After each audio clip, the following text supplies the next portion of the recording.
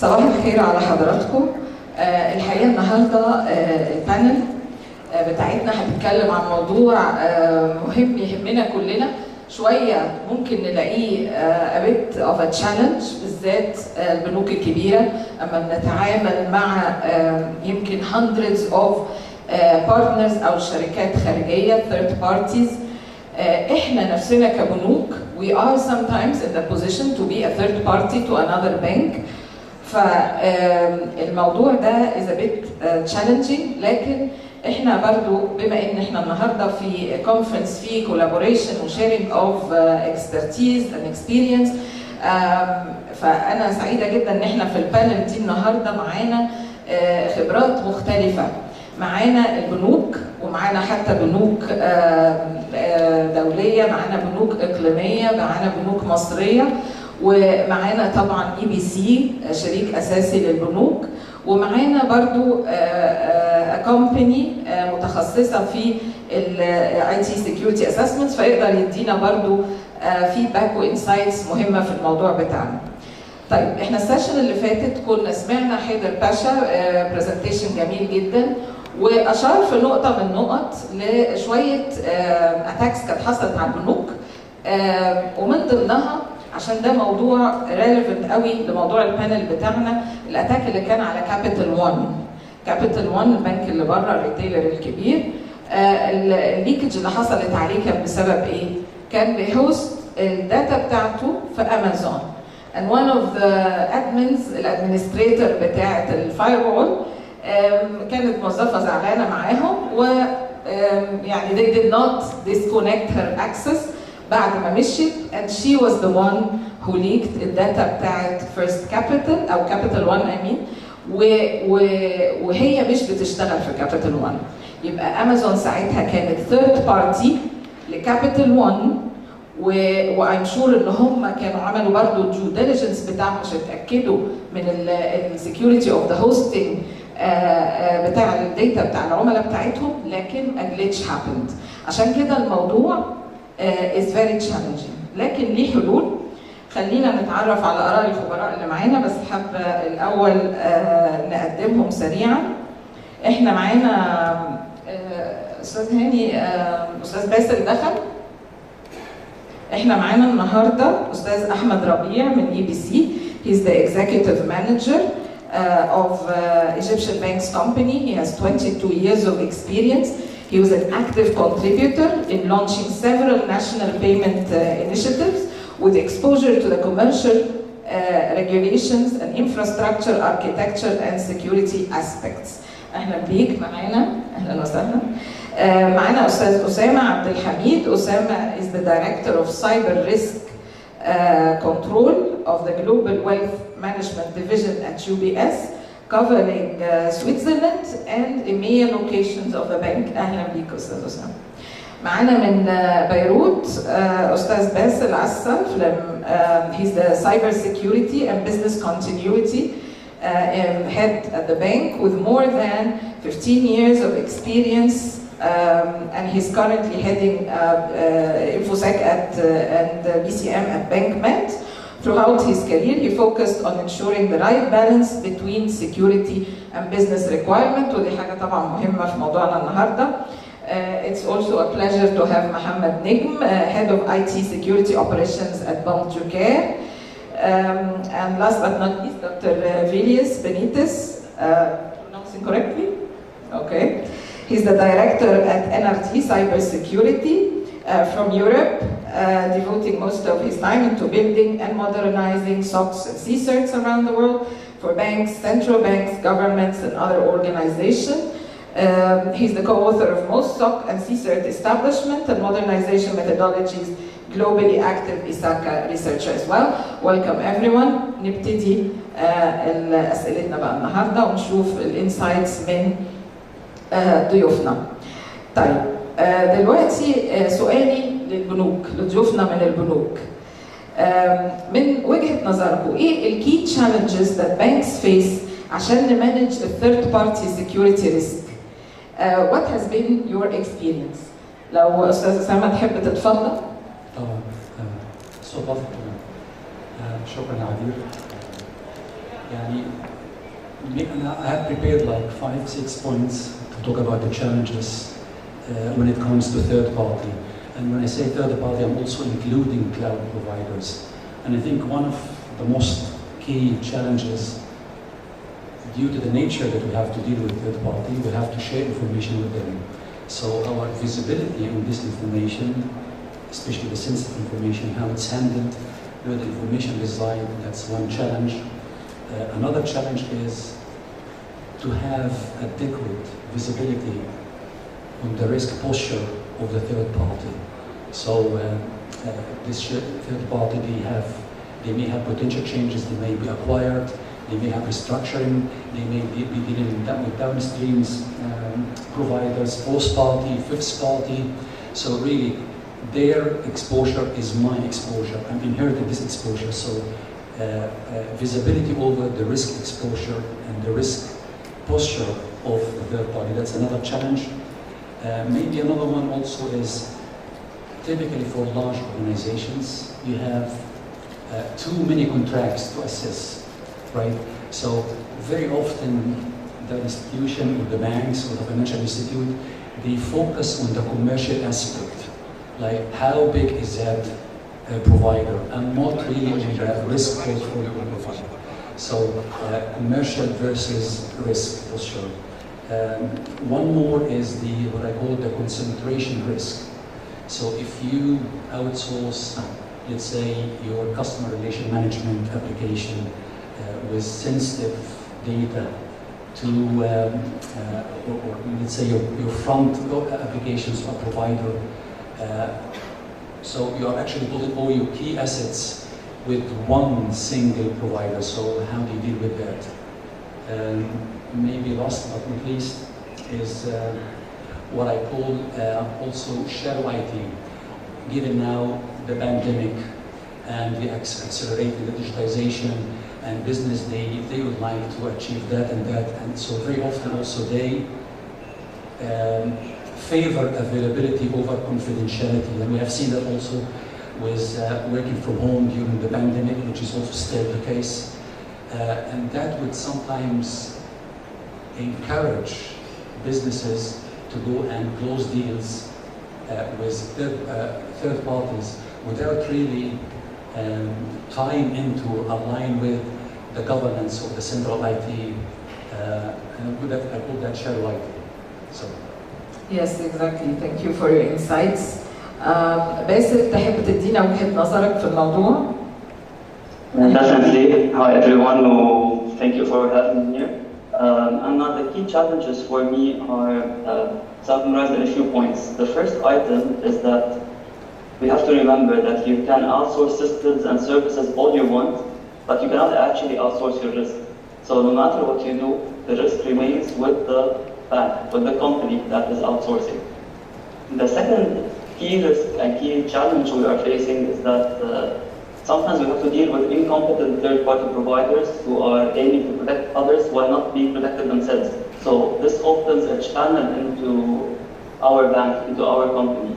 65% of cyber breaches originate from third-party breaches happening and then coming back to haunt the company that has outsourced. We give third-party companies access to our data, we interface with their supplier portals, we share the connections, and by doing that, we are opening and extending our IT infrastructure into their own infrastructure. And this is causing a lot of increasing the cybersecurity risks we are facing.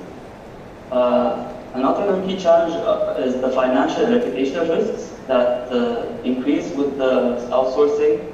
Regulators, we have to deal with them. We have to focus on our third-party contracts, etc. We might face reputational damages vis-a-vis the third-party entity that we have outsourced.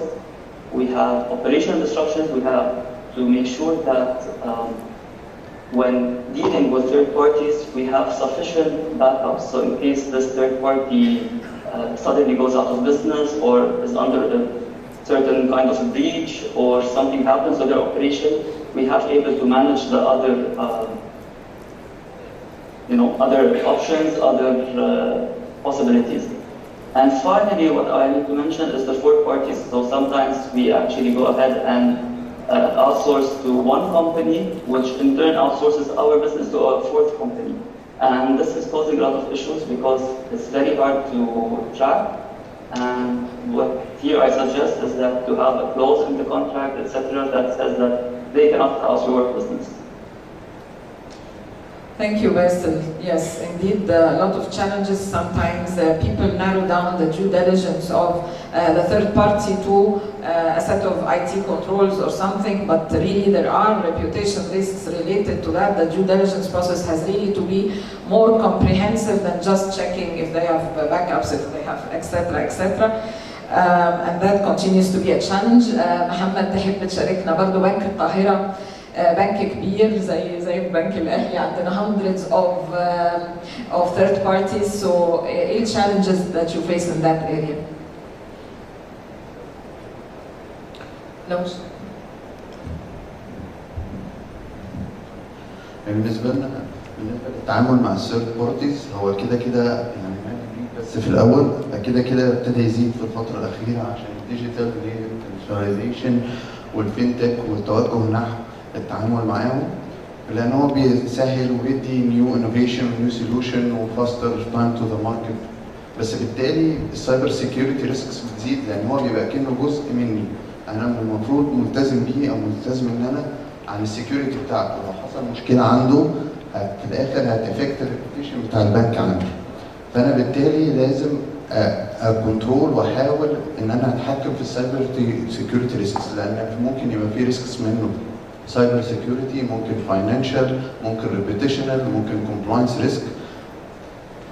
فبالتالي البوينتس الاساسيه اللي انا لازم اشتغل عليها اللي بتؤدي ان انا ممكن يبقى في تشالنجز، اللاك اوف فيزيبيليتي وكنترول، اللاك اوف المونيتورنج على الاكتيفيتيز بتاعت الثيرد بارتي، برضه اللاك ان هو يكون ملتزم بالريجوليشن والكومبلاينس وشغال عليهم مظبوط. دي من الاسبكتس الاساسيه. وطبعا لازم اشتغل على اللايف سايكل بتاعت ان انا بلان صح واعمل ديو ديليجنس ومونيتورنج، ويبقى ليهم برضه تريننج يبقوا عارفين، يعني هم برضه تريند وفاهمين يعني ايه سايبر سيكيورتي ريسك ويعني ايه اتاك ممكن يحصل، لان الاتاك سيرفيس لما بيزيد بيحصل عندنا طبعا تايب اوف اتاك زي السبلاي تشين اتاكس. وكان عندنا طبعا في حاجتين حصلوا في 2020، كان جنرال الكتريكس عندهم انسيدنت وكان امازون عندهم انسيدنت بسبب القصه. Thank you very much. That's an important point. Training the third parties. مش كل الثيرد بارتيز عندهم الامكانيات اللي زي الشركات الكبيره. في third parties ما بتبقاش really يعني on top of what is IT controls, what they should do. Training the third parties is important. طيب احمد، بما انك دلوقتي EBC, you are both a third party to banks and you also have your own third parties to manage. Please share your challenges when wearing both hats. Actually, being a service provider for banks is a very challenging operation. We are, as National Payment Scheme, we offer value-added services actually to support social schemes, and this is part of our daily operations. We have certain frameworks that govern our information security and GRC frameworks that work well, and we apply all these industry standards that we cater for the payment system, all our services, including the value-added services we offer for the banks. But actually, the same concern that the banks has in everyday operation, which is availability of the service, resilience against cyber attacks, is the main concern that we share when we outsource any of our services. This actually requires having a framework that we work for.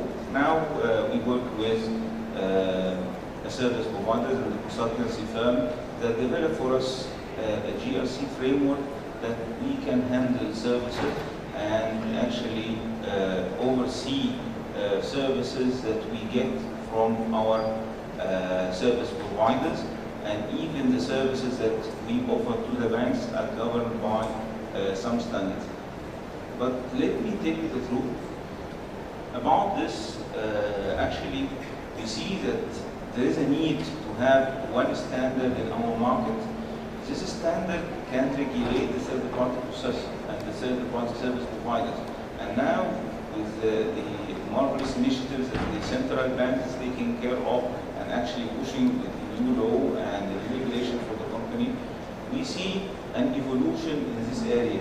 And having one standard for such security framework and resilience framework is something to be of great value to see how to assess, and having one standard that all the center, all the banks, with under the supervision, of course, of the central bank and all the companies related to the payment system can work with. And I can see that some countries like Australia, for example, had issued standards and regulation in this concern. And I think that the Australian Provisional Regulation Authority had issued that standard, and they did put it in action in 2019 to regulate the third-party processes and how they can work in the market and how they can be more resilient against cyber attacks.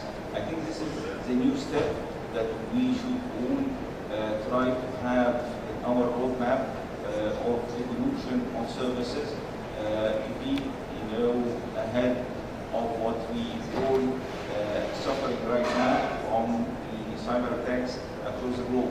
And it's pushing every day actually to put us all at risk. But I think that we should go one step ahead to secure all our market and all our customers in the market. Thank you. That's an important point, to have a unified framework for third parties that can be done under, of course, supervision from central bank. That would be very useful. When maybe we have seen recently Aramco, although in a different sector, but Aramco عملت framework of controls for third parties, and they required all the third parties to comply with that framework. وcompliance هنا ما سابوهاش ليهم to say I'm compliant. عملوا a list of authorized assessors that they independently assess the third parties' compliance with Aramco's framework. Passed, أهلا وسهلا, they continue working with Aramco. Didn't pass, they cannot continue working. So I think that's a very important point. Now moving to Vilius. Your company has been doing IT security and risk assessments for several companies. What are your insights, some insights that you can share with us regarding the most observed vulnerabilities and weaknesses in the security governance in providers that perhaps have contributed to their experiencing breaches, especially in the last couple of years? If we emphasize that to the audience to pay special attention to that, because most of us as banks, we do security audits for our third parties, or we rely on SOC Type 2 reports or security organization control reports, and those may be done by different parties. We are not sure of the effectiveness of really third parties implementing those controls, how effectively they have implemented them. So from your experience, what did you see are the most important weaknesses in with third parties? Hello everyone. So thank you very much for this question. I would like to relate to what the previous speakers were mentioning, that it's not so much only about technical vulnerabilities, as the question as well was posed about governance challenges. So I would like to connect to what I was saying yesterday, that the biggest challenge, or not the challenge, the misunderstanding or misalignment is what I see is on a clear mandate, which means authority and responsibility division between the units. For example, it was mentioned that risk cannot be outsourced. However, the management of a risk, particular capabilities, the responsibilities can be outsourced, the particular contractual statements. However, contracts are usually signed by lawyers, and lawyers has to be advised which language specific for cybersecurity aspects has to be used. and suddenly we come back to the competence centers on cybersecurity in organizations. And I would like to draw your attention to what Dr. Ibrahim was mentioning this morning, because in the EG FinCert environment, the call is to via partnerships and collaboration to build that competence, collaborative competence, as well as in organizations to have local in Egypt discussions and building internal adjusted knowledge to your country on how to handle governance parts. Because it's very right that unified framework should be here, and then it's very right that you cannot copy from Aramco, and you have that suddenly you have to build reasonable, even better than Aramco's for you. And that's usually the challenge, that there's a rush and stress and or responsibilities which are not aligned properly, which causes imperfections in everybody's responsibilities, and eventually contracts are misread, that they are outsourced in several layers to different countries, and the control is lost. Exactly, that's a big challenge. Back to the banks. Osama, in light of those challenges that we have discussed, what are your recommendations in this regard? Also, أنا دايما لما بنبقى بنناقش موضوع أنا بحب أشوف الgovernance بتاعته, because without the proper governance for third-party due diligence مش هيمشي الموضوع مظبوط. Sometimes the third-party due diligence is limited أو كلها confined لsecurity teams. مع إن حقيقة الأمر زي ما باسل أشار في كلامه إنه لا, the due diligence process of third parties is not limited to بس ال IT controls اللي عندهم security controls. So what are your recommendations, Osam? Plenty of them actually. So I think that the word framework, the term framework has been mentioned a couple of times, and I think this is the most important part. You need to have a risk-based approach framework that determined the sensitivity of your information, the risk exposure of this information around it, also of the third party. So the framework, this framework, of course, is a set of policy, a set of standards, a set of, but it's also, it's a cultural thing. So we would have to really live it up. You need to have continuous monitoring of the third party. So that means really robust, repeatable processes of due diligence of the third party. It's not only one time off, once you have signed the contract and you have made sure that everything looks perfectly legal. That's not enough, because the world is changing, the risk exposure is changing, your own risk appetite is also changing, right? So, and this risk appetite needs to be reflected in that framework. So actually you also need to do frequently what we call internal thematic reviews. So you focus, let's say, on the shadow IT. Shadow IT is a problem. No, it is. That's one area. So this thematic review are very important. So when I see the due diligence process, there are many concrete recommendations. One of them is, of course, the on-site inspection, if you are entitled to, that you have the right to audit, right? That you collect information of the third party, let's say, the so-called open source intelligence. That's also can be very, very helpful, and it's actually very cheap. There's also what we call third-party assessment, self-assessment. This means you have a set of questionnaire, and this set of questionnaire is really tailored to the risk exposure of the third party, but also tailored to the sensitivity of what you are outsourcing. You give it to the third party, and they acknowledge that, and you do actually assess and review that what you have received is reflecting what they are really promising. I definitely agree with you, but you raised an important point, the right to audit clause in contracts and CBEs requiring this now. كان في تشالنج انه مثلا في بنوك كتير مننا العقود بتاعتها قديمه يعني مع سيرفيس بروفايدرز من زمان and they were missing on that clause. بس هو الحقيقه it's never too late to annex a contract. يعني ممكن نزود على الكونتراكت always an annex that lists specifically the right to audit لان ده بيدي صلاحيه للبنك ان هو يعمل الاوديت على third parties and that's a very important point. A quick follow-up question, Osama. You said an on-site inspection team ينزل يعمل due diligence. From which departments or from which teams do you recommend? Well, in our case, we have really what we call the third-party risk management team, and that's divided into first and second level of defense. So we have actually, it's a complex organization, I have to say. So UBS. Yeah, it's quite complex. So we have per region, we have this setup. But I think conceptually, the message here is that we have first line of defense, those who are really managing the risk day in and day out, owning the risk, and we have also the second line of defense, looking over the shoulders, making sure that the risk exposure is consolidated, is made transparent, without any ambiguity to the senior management, to the decision makers. So this concept is really well established in the different regions. Yeah. And maybe I would like to add one more thing when it comes to clauses in the contract. We spoke of the concentration risk. I think also we need to consider what I call exit strategy. Of course. So if very important. Yeah, right. Yes, that's very important. The exit strategy.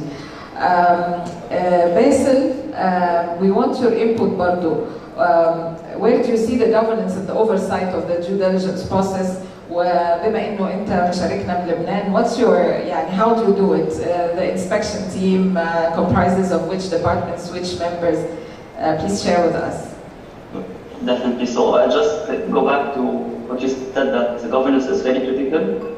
It should involve well-established third-party risk management (PRM), like clear definition of ownership and governance, standardized workflows, ensuring that you know what the risk appetite is of third parties, alignment with your internal stakeholders, extending the scope to cover all your third parties. You have, as Osama mentioned, you have to always keep on monitoring and establish escalation procedures. You need to have a team and a central authority which is capable of dealing with all the third parties that you have. And in my opinion, this has to include, as Osama said, a team member of risk management professionals. You have to have a cybersecurity professional with the team, an IT professional with the team. So it has to be a combination of different expertise to cover all the areas that you are visiting to inspect, and creating a proper checklist and proof that third parties are following them. A very important line of defense is the SLA that you sign with the company. So a very important point to keep in mind is adding a statement or a clause which says that that third party has to inform bank your company in case of any breach within 24 hours maximum. You have to ensure that you are, for whatever reason, closing any connections with that company, making sure that if there's any attack on the third party, your bank, your company is well protected. You always have to have a comprehensive list of third parties. You can't manage what you can't see. So if you forget a third party, you forget that you still have connections with it. Sometimes, due to several reasons, there are companies which you don't severely cut the connections with, and that's always an entry door into your network. We mentioned actively monitoring third parties for compliance with your own requirements and the industry requirements. You always have to ensure and perform your due diligence with third-party providers in terms of making sure that they are knowledgeable, trustworthy. They actually perform what they have mentioned during the discussions you initially had with them, to keep on following up what's happening with them. You need to ask the right questions of your third-party providers. Are they still maintaining the same level of service they started giving you? Are they still maintaining the security aspects they had when you signed the contract? There are people in your company have to always be communicating with the right people in the other companies. And finally, as you mentioned, something important is the exit strategy. You have to ensure that you cut off access and stop all type of entry into your network from those third parties that you have got the contract with. Thank you, Basil. Thank you. Mohammed, give us your recommendations in this regard. Okay. We need to use that PRM life cycle management. We can put the planning and due diligence, contract negotiation, some monitoring, and oversight and accountability. Okay, and there are some best practices for using the PRM program. Like I need to list an inventory of my third parties which have high cyber security risk, which have low cyber security risk, and ensure to have certain relation with the one which have cyber security exposure. I need to have a continuous monitoring for the activities. I need to have responsibility and SLA so that I have certain controls. And if this control is violated, then they need to be in actions. I need the third party to know my cyber security policies and what procedure needed. Also, I need to always run audit, always on audit on the third party. And also third party incident response is one of the main important aspects. If an incident happened due to a third party, what the action I'm going to take and how I'm going to react to this incident. And also, as my colleague said, for the exiting, you need to cut everything with your third parties. Thank you very much. نقطة مهمة قلتها في البداية inventory of the third parties. البنوك لما بتبقى كبيرة بيبقى عندنا hundreds of third parties. We cannot measure we cannot manage what we cannot measure. فلازم يبقى عندنا a real inventory of third parties classified by the service they provide to us. If they are hosting any data ولا لأ. Such an inventory is the start point actually of having a third party risk management program. Now back to Ahmed. Now I know from previous interactions, I've known Ahmed for a long time since working with Deloitte and previously, you always think outside the box. And EBC with its ambitious plans to implement a CBE strategy for transforming payments have been taking the initiative to go beyond standard third-party risk management requirements and pursue implementation of additional security measures to effectively manage risk. ممكن to share with us what you have done in this space and you are still doing in that space? Actually, operating in national payment schemes ليها different diversification.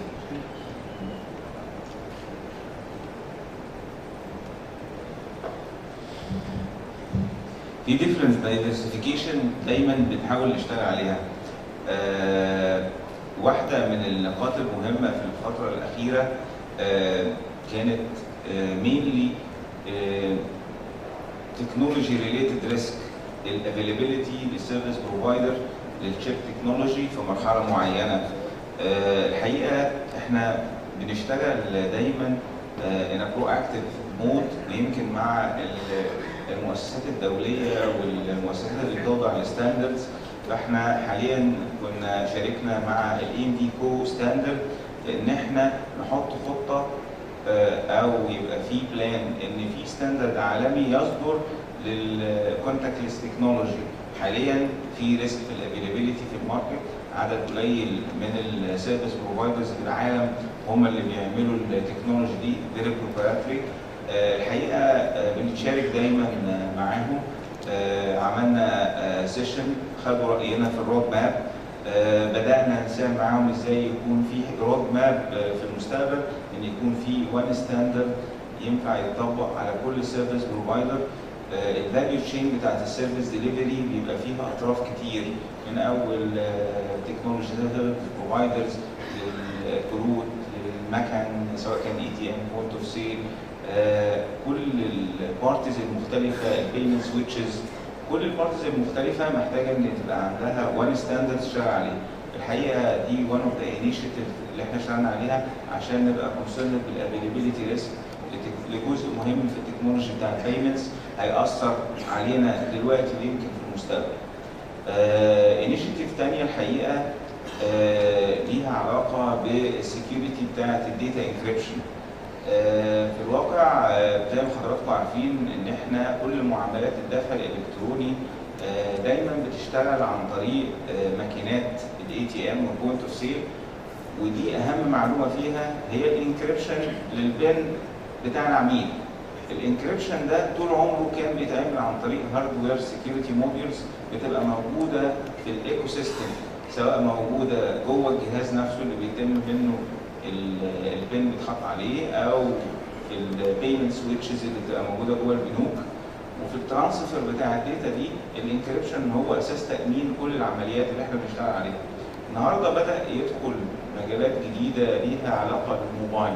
الموبايل بقى جزء اساسي من دخول السيرفيسز، سواء كان في انترنت بانكينج او اي بيمنت ريليتد سيرفيس.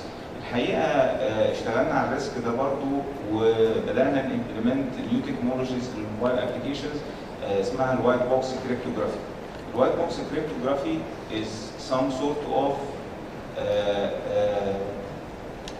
not a hardware security module, it's more into software security module, a very complex implementation بتسمح بان عمليات التشفير والسايفرز تتم من الموبايل ديفايسز عن طريق نقل كل البيانات بطرق مؤمنه ومشفره تصعب على الاتاكرز الى حد بعيد ان هم يعرفوا يوصلوا لاي داتا تم تشفيرها على الجهاز، داخل منها كومبوننت فاريبل ليه علاقه بالكود وداتا موجوده على كل جهاز، وبالتالي امكانيه الاتاكر ان هو يقدر ياتاك ويديسايفر اي داتا بتتنقل عن طريق الابلكيشن اللي تم السكيورتي بتاعه بالوايت بوكس اكشلي هيبقى فيري تاف اكسرسايز، مش سهل ابدا للاتاكر ان هو يعمله.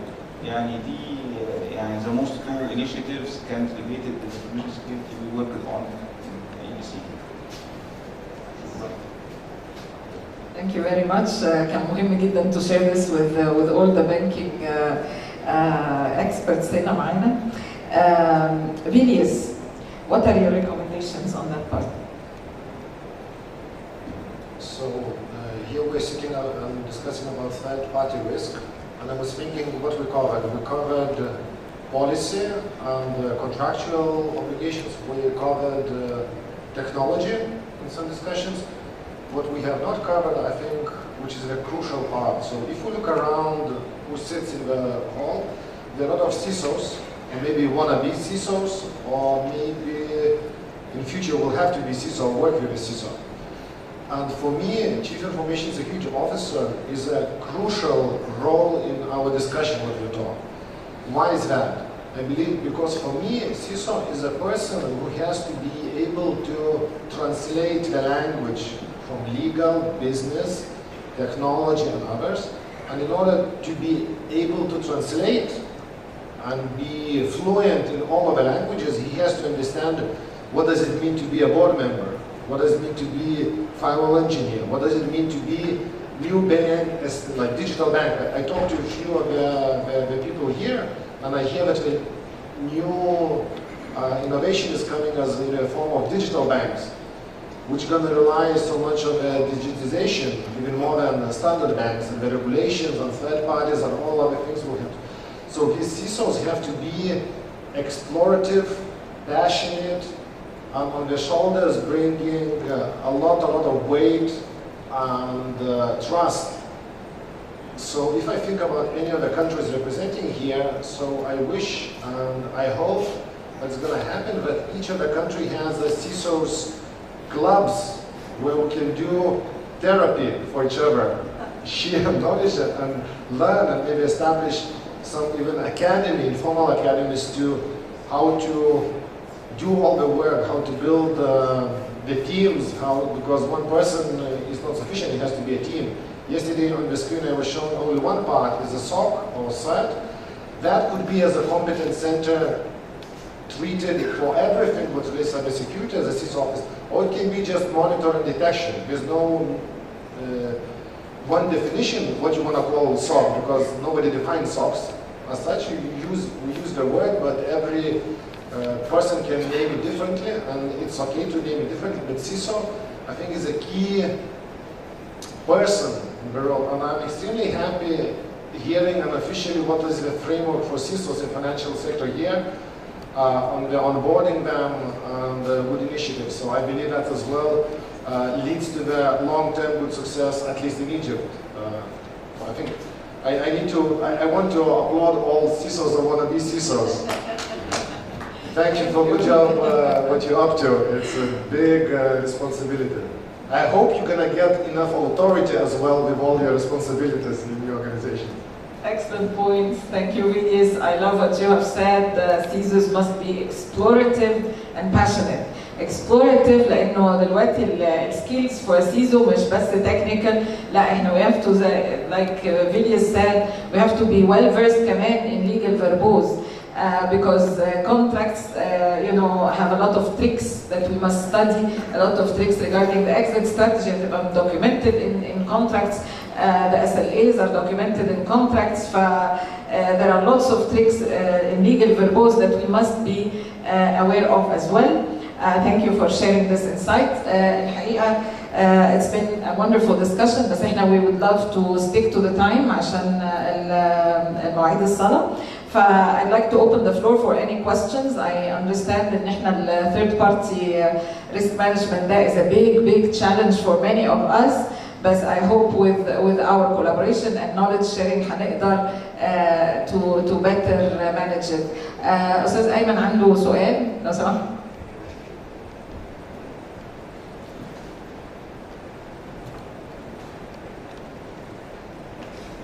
من فضلك ممكن مايك هنا؟ طيب معلش اتفضل.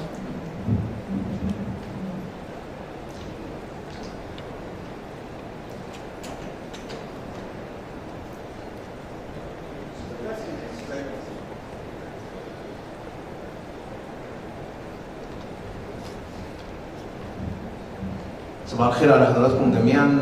بنشكركم جدا على المعلومات اللي خدناها في البانل دي. عندي بس سؤالين. السؤال الاولاني للاستاذ اسامه او الاستاذ باسل بالنسبه للبنوك اللي في سويسرا او في لبنان. كنت عايز اعرف في الجزء بتاع الرايت تو اوديت سبيشالي في الكروس بوردر اوت سورسنج او ثيرد بارتي بروسيسنج، هل بتكتفوا بس مثلا independent security assessment او independent certificate من مؤسسات independent يعني تجوب الرايت تو اوديت اللي انتوا بتعملوه، ولا ستيل برضه بتعملوا on site audit على let's say the cloud providers مثلا if you can outsource a part of your operation to a cloud provider، ازاي بتستغلوا حق الرايت تو اوديت؟ السؤال الثاني للاستاذ عبير والاستاذ محمد في البنوك المصريه، ازاي بتقدروا في المثال اللي الاستاذ عبير اديته بتاع النستد او التشين اوت سورسنج اللي مثلا مع اي بي سي، واي بي سي ممكن يكون بيعمل ثيرد بارتي بروسيسنج مع حد تاني من وراه اللي برضه ممكن يكون بيعمل ثيرد بارتي مع حد تاني من وراه، to which level الديو ديليجنس بيقدر يتاتش النستد او التشين اوت سورسنج، وايه الكنترولز اللي انتوا بتستخدموها لده؟ وبشكركم مره ثانيه. Thank you. Usama, okay, I'll try to be very brief. So, in essence, if the provider provide certificates like SOC 1 and SOC 2, normally that suffices. That normally should be enough. If that's not the case, of course, there will be the right audit clause. And when we talk about cloud providers, to be honest, I mean, if you have a data center, you send the auditors to assess the data centers. In the cloud, you cannot send anyone anywhere because the cloud, these are multiple centers. So typically when you work with cloud providers, they have this kind of certificates. If you don't, I would be very careful. Was that the question? Did I answer it? Basil? Yes, Basil. I totally